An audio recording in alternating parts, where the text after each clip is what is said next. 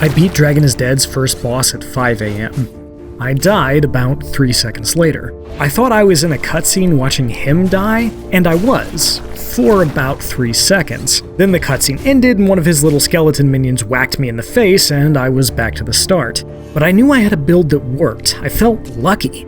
20 minutes later, he went down again and I kept going.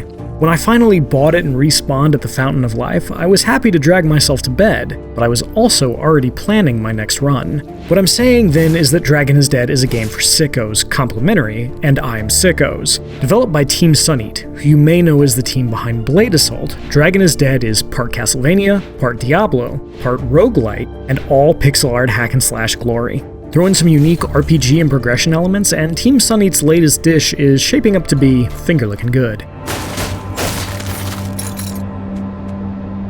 Let's get it out of the way. Whether you're traipsing around the corrupted, skeleton-infested remnants of a once sacred forest, or just walking through a camp of tired, worn-down, hopeless soldiers, Dragon is Dead features absolutely stunning pixel art.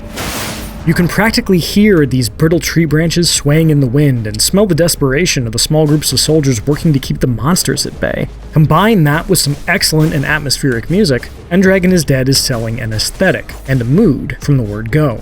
But mood, tone, and aesthetics are only part of the package. Dragon is Dead plays well, too. It's a side-scrolling hack and slash with an obvious reference for Castlevania. The Spellblade's dodge animation is a very clear callback to Alucard's dodge animation in Symphony of the Night, but it marries that with a Diablo-esque UI and loot system that allows you to re-roll individual stats on weapons and armor. The leveling system resembles Diablo 4's. Spells and abilities are segmented into tiers like basic skills and core skills, with several options and upgrades, and spending enough skill points unlocks the next tier and its corresponding abilities. It opens up some neat build opportunities that encourage you to specialize in abilities that complement each other, and build your gear around those skills.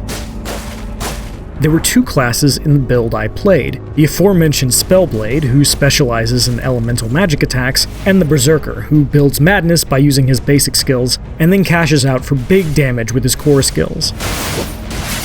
They play very differently. The Berserker is slower, tankier, and hits harder, but the Spellblade is faster, has a more generous dodge, and can build combos by stacking skills that use the same kind of magic. Both, however, feel fantastic, and it's fun to build a cool combination of abilities and spells to cut through the demons infesting Dragon is Dead's world.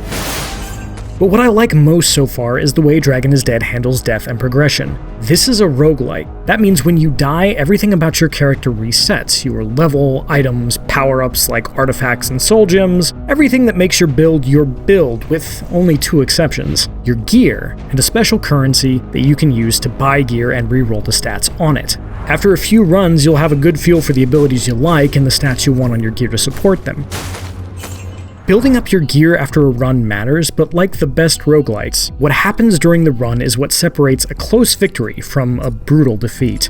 During your run, you'll come across that special currency that lets you upgrade gear, which is always useful, and gold you can spend at a store for temporary power-ups or new abilities. Artifacts, which allow you to carry more than one potion, upgrade your health and resource pools, boost your damage, or give you special perks like making enemies more likely to drop potions or dropping more artifacts once you open a certain number of chests, and soul gems, which offer flat upgrades to your core stats.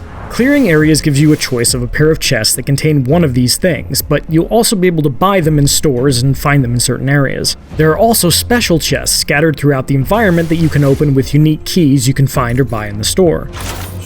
Artifacts also have synergy, which means that finding 2 or more of the same type will add bonuses, so you can really dish out the herd if you're smart about how you build during a run. If you're looking for depth, Dragon is Dead seems like it'll have it, but you'll have to get a little lucky too. That means that you'll probably have to alter your build on the fly if, say, you're a Spellblade playing with a lightning build and you get an artifact that boosts fire damage. Luckily, it's easy to do, provided you have the coin. Naturally, environments also change each time you go through them, so no 2 runs are alike, which is good because you're probably gonna die. A lot. At least initially. At the start of each run, you can only carry one potion, and whether or not you'll find another one or the ability to carry more than one at a time is largely luck. Sometimes a run just isn't going to work out in your favor and you're going to die, because your gear and your ability to buy more gear, reroll a stat on any piece of gear you have, and the keys to those special chests carries over between runs. You're always progressing, even if it may not feel that way. But once you come back to the opening town after a particularly close run and replace your magic items with rares and you see how fast stuff dies as a result, you really feel it. And once you get into the groove of Dragon is Dead's combat, it feels incredible. Like any roguelite, a lot of learning to deal with any given enemy is just practice. At first, you might not know what an enemy does or how to deal with them.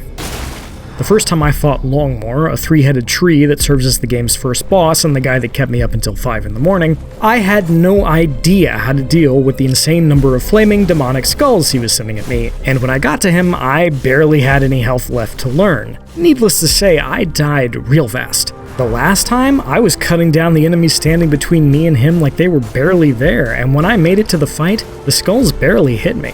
I was wearing items with dodge, so I was avoiding some of them automatically, but I was also better at dodging them manually. I barely got hit. In my time with it, Dragon is Dead's progression rewarded me for creating a build over time and being smart with my gear, but it also rewarded me for getting better as a player. It's a hard line to walk, but Dragon is Dead seems like it's on the right path. I do have a couple of minor concerns. First, while Dragon is Dead's lore is cool, its writing is a little flat. Characters announce who they are, what they do, how they feel, and then dispense lore without much flavor or personality. It's a small qualm, but when everything else looks and feels so good, it does stand out. The other is that the UI, especially in shops, doesn't always give you a good idea of how many resources of each type you have. But it's early days, and Team Sunny has plenty of time to iron this stuff out. Usually, when I finish previewing a game, it's because I've done everything I wanted to do. With Dragon is Dead, I had to stop because I needed to sleep. In a world where I didn't have to type this script up, dear viewer, I'm still playing Dragon is Dead. So far, it's beautiful, feels wonderful to play, has interesting and unique progression systems that reward long-term planning and player skill, and every run feels unique. If Team Sunny can keep this up, well, the sky's the limit. For now, I'm left thinking about the next run. In another world, I'm past Longmore, past that cave, cutting down demons and slinging spells like the daylight is never coming. Unfortunately, previews don't write themselves, but tonight, I'm diving right back in. I have a dragon to kill. For more, check out our previews of EA Sports College Football and Dungeons of Hinterberg, and for everything else in gaming, keep it here at IGN.